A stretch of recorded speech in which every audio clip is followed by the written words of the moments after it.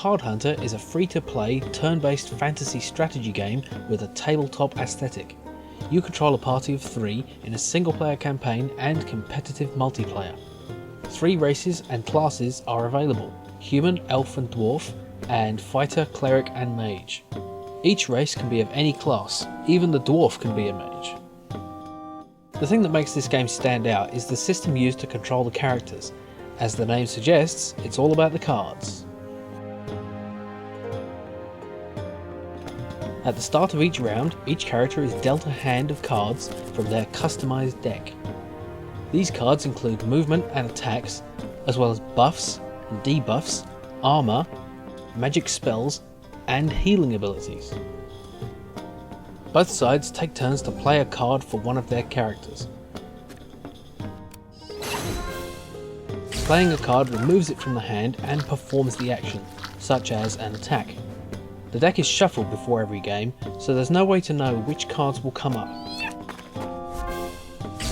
This creates a mix of chance and strategy, in which knowing how to make the best out of a given hand is the key to victory. Choosing which cards to include in your deck is also vital, but more on that in a moment. The round continues until both players have chosen to pass, then each character must discard all but 2 of their cards and a new hand is dealt. This continues until one side gets enough victory points to win. The victory points are earned either by killing the opponent's characters or occupying more victory squares than the opponent.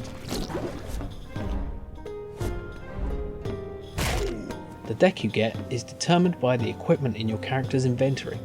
Each item gives you 3 or 6 cards, and there is a lot of variety in items and their card combinations. Sometimes there is a trade-off for cursed items or just a very spiky helmet. You may do a lot of damage with a demonic sword, but it can also cause you some problems.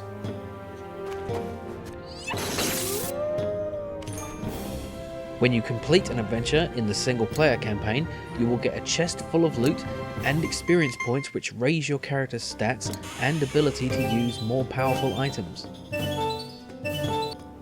You can trade in these items at the shop for gold so you can buy new items, or you can get items as rewards for winning multiplayer matches.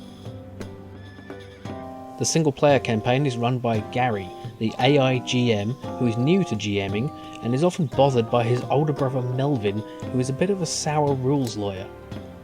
Gary will brief you on the adventures and give advice if you lose. It adds some nice character to the campaign and gives it more of that playing a game in which you're playing a game sort of thing. The AI can be pretty challenging, but as usual nothing compares to playing against another human being with a human brain and human devious bastard cheating tactics.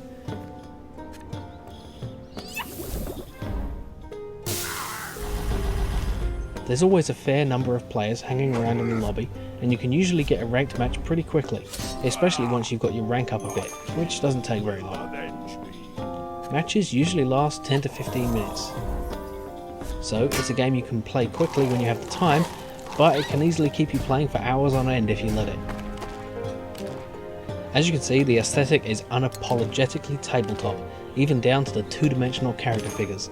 There's no animation on the characters beyond some bouncing and shaking in response to selection and actions, and the magic and combat effects are minimalist.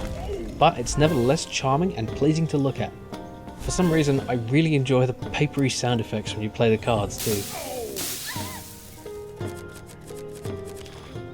It is a free-to-play game and so has some microtransactions. There are 2 kinds of in-game currency, gold and pizza slices. Gold is the kind you can get by selling loot and is used to buy items. Pizza slices can be bought with real money, but you'll also get some for free as you play through the single player campaign. The pizza slices can be used to buy chests with powerful items in them, unlock some premium adventures in single player, or get new figures for your characters. But it's entirely playable without having to lay down any cash, and you can get pretty much all the same gameplay relevant items from playing as you could from paying. The game is browser based, but it runs very smoothly, and in full screen you wouldn't know any difference. There will be a downloadable clone available at some point. It's currently in beta and is accepting new players. You just need to sign up and you'll likely get your key pretty soon.